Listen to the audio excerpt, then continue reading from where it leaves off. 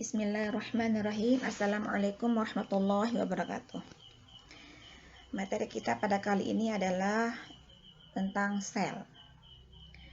Pada tubuh manusia terdapat sekitar 200 jenis sel yang telah terspesialisasi dan menjalankan fungsi yang beragam dan kompleks untuk mendukung proses kehidupan.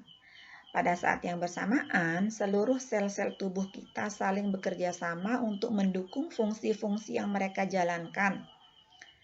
Sel-sel yang membangun tubuh suatu makhluk hidup berasal dari sel-sel sebelumnya yang mengalami pembelahan. Dari satu sel menjadi dua sel dan begitu seterusnya. Dan yang kemudian mengalami diferensiasi sampai menghasilkan jutaan sel dengan struktur dan fungsi yang begitu beragam. Konsep dan teori sel. Ilmuwan Inggris yang bernama Robert Hooke pada tahun 1665 mengamati irisan gabus botol dengan menggunakan mikroskop sederhana. Ia melihat struktur seperti rumah lebah, kemudian diberi nama sel atau selula dalam bahasa Latin, yang berarti bilik kecil. Ia juga menyatakan bahwa setiap bagian yang terlihat dibatasi oleh dinding, yang tidak lain adalah dinding-dinding sel yang sudah mati daripada tumbuhan. Ya, seperti inilah bentuk mikroskop yang digunakan oleh Hooke dalam mengamati sel tumbuhan. Ilmu yang mempelajari tentang sel disebut dengan sitologi. Pengetahuan tentang struktur dan fungsi sel terus berkembang hingga saat ini seiring dengan teknik dan peralatan analisis yang digunakan baik secara in vitro maupun in vivo. Pada awalnya, ilmuwan dapat mengamati berbagai tipe sel tumbuhan dan sel hewan serta organisme bersel tunggal. Namun setelah tahun 1830-an dipahami bahwa semua makhluk hidup, baik tumbuhan maupun hewan, tersusun atas sel. Berdasarkan temuan Matthias Leiden pada sel tumbuhan dan temuan Theodor Schwann pada sel hewan, yang selanjutnya dikenal dengan teori sel yang menyatakan bahwa yang pertama, bahwa setiap makhluk hidup terdiri atas satu sel atau lebih. Kedua, sel merupakan unit struktural dan fungsional semua makhluk hidup. Sel merupakan unit terkecil makhluk hidup, khususnya pada organisme multiseluler.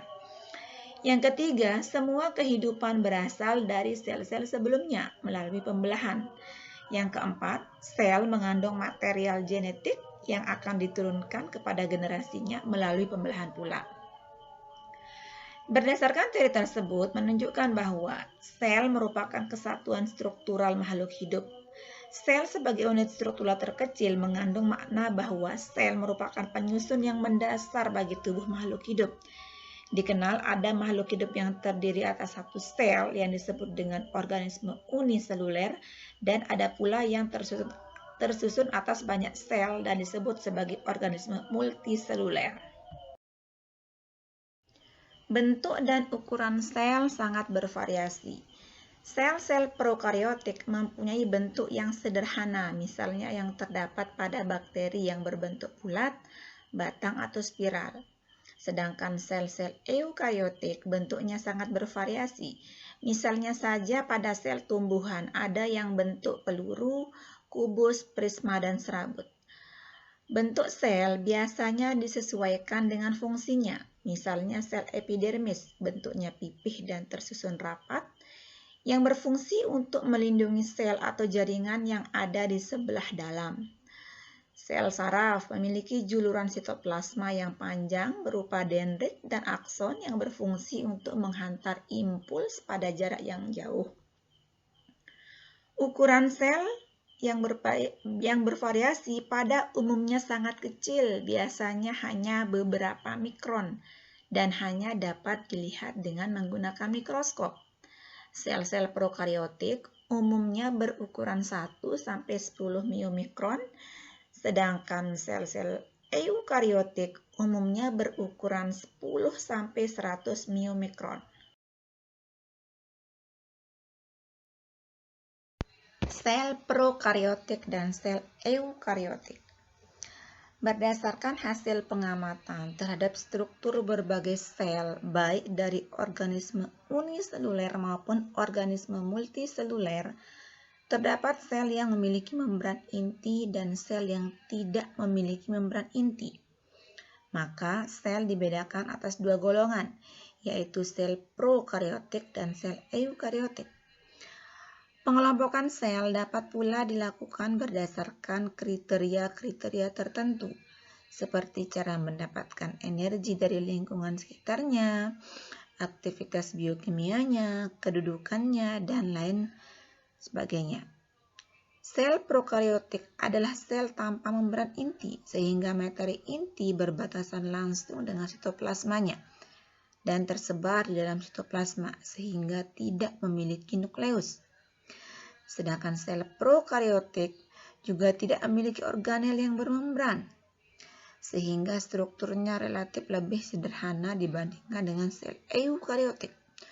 Contoh sel prokariotik adalah bakteri, berukuran sangat kecil dan tidak berdinding sel. Sel ini memiliki materi genetik berupa DNA yang sirkuler, tidak dibungkus oleh membran inti dan disebut nukleid. Selain nukleid, terdapat DNA lainnya yang juga sirkuler dengan ukuran yang lebih kecil yang disebut dengan plasmid.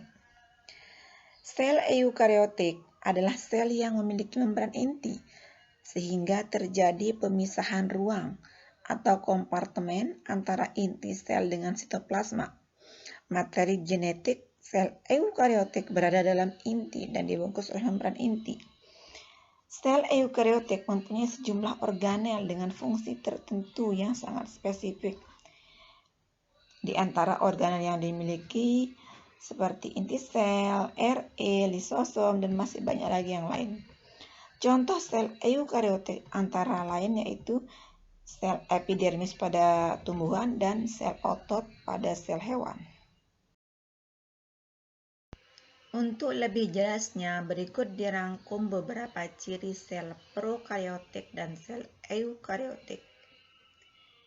Sel prokariotik tidak memiliki selubung inti, sedangkan eukariotik memiliki selubung inti.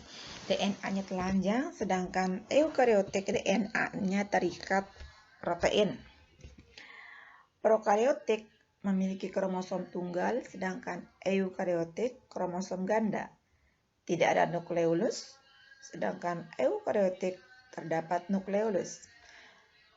Prokariotik pembelahannya secara amitosis, sedangkan eukariotik pembelahannya dengan mitosis atau meiosis. Sel prokariotik tanpa sitoskelet dan tidak memiliki gerakan sitoplasma, sedangkan sel eukariotik memiliki sitoskelet dan terjadi aliran sitoplasma. Ini adalah contoh struktur sel prokariot dan sel eukariot.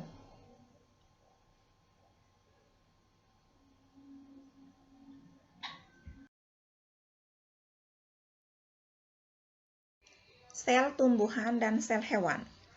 Peran fungsional tumbuhan adalah sebagai pembuat makanan, sedangkan hewan adalah sebagai pemakan tumbuhan atau hewan lainnya.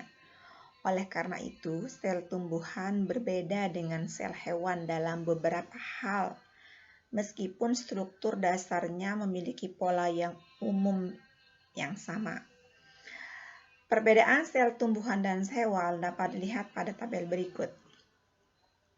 Sel tumbuhan mempunyai dinding sel, sedangkan sel hewan tidak memiliki dinding sel. Sel tumbuhan mempunyai vakuola sentral yang berukuran besar, sedangkan sel hewan tidak mempunyai vakuola sentral. Sel tumbuhan mempunyai plastida, sedangkan sel hewan tidak mempunyai plastida. Sel tumbuhan mempunyai sentriol, mempunyai lisosom, dan mempunyai silia, sedangkan sel hewan tidak memiliki sentriol, lisosom, dan juga silia.